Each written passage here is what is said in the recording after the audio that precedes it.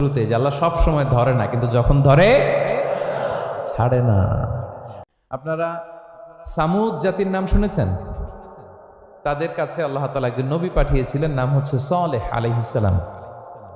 আল্লাহ নবী সালেহ আলাইহিস সালাম, তিনি তাদেরকে দাওয়াত দিলেন যে হে আমার জাতিগোষ্ঠীর লোকেরা, এক আল্লাহর ইবাদত করো।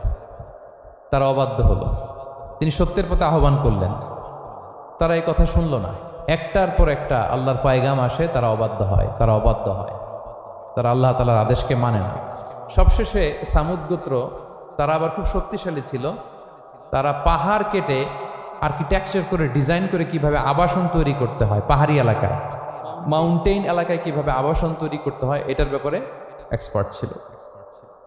কিন্তু তারা সালেহ আলাইহিস সালামকে বলল, সালেহ তুমি পাগল, তুমি জাদুকর, তুমি যে আল্লাহর কথা বলছো আমরা মানবো এক শর্তে, যদি এই পাহাড়ের ভেতর থেকে 10 মাস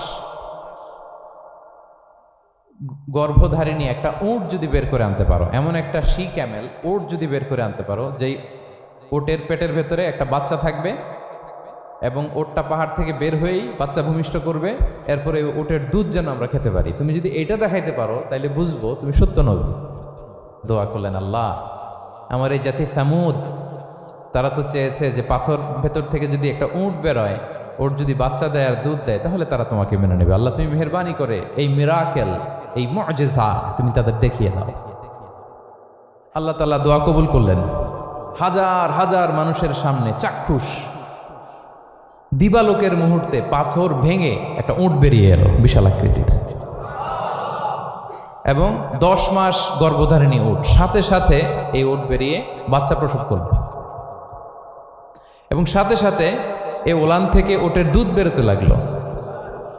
হাজার হাজার লোক এটার ওলান থেকে দুধ নিয়ে তারা তৃপ্ত হলো। আচ্ছা, এই মুহূর্তে তাদের কি করা উচিত ছিল বলেন তো? আশহাদু আল্লাহ ইলাহা ইল্লাল্লাহ ওয়া আশহাদু আন্না মুহাম্মাদুর রাসূলুল্লাহ ওয়া আশহাদু আন্না সালিহান নাবিয়ুল্লাহ, এটা পড়া দরকার ছিল না? দরকার ছিল। কিন্তু তারা একের পর এক গোয়ার তুমি করতে করতে করতে করতে চাক্ষুষ দিনের বেলা এত বড় একটা মুআজিজা দেখার পরেও তারা অস্বীকার করলো। সাল্লাল্লাহু আলাইহি ওয়াসাল্লাম বললেন, তোমরা তোমাদের ওয়াদা পূরণ করো। তারা বললো, তুমি বড্ড বড় জাদুকর, তুমি যেন তেন জাদুকর না, তুমি পাহাড়ের ভেতরে জাদু ঢুকাই ফেলছো।